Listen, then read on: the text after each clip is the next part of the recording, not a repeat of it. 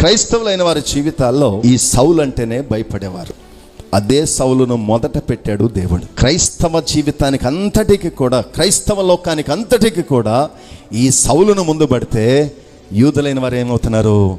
కలవరపడుతున్నారు. ఏ పరిస్థితుల్లో నీవు ఉన్నావో దేవుడు తనకు ముందుగా తన పని కొరకు నిన్నే నిలబెట్టబోతూ ఉన్నాడు. నీవు నిలబడగలిగితే దేవుడు బలపరచగలిగిన వాడు. నీవు బలపడితే శత్రువైన వాడు కలవరపడదు. దేవుని యొక్క వాక్యం ఏది కూడా వ్యర్థం కాదు కదా. క్రైస్తవులైన వారిని తరుముతూ సౌలు వెంటబడ్డాడు. ఆ క్రైస్తవులైన వారు దేవునికి ప్రార్థన చేశారు.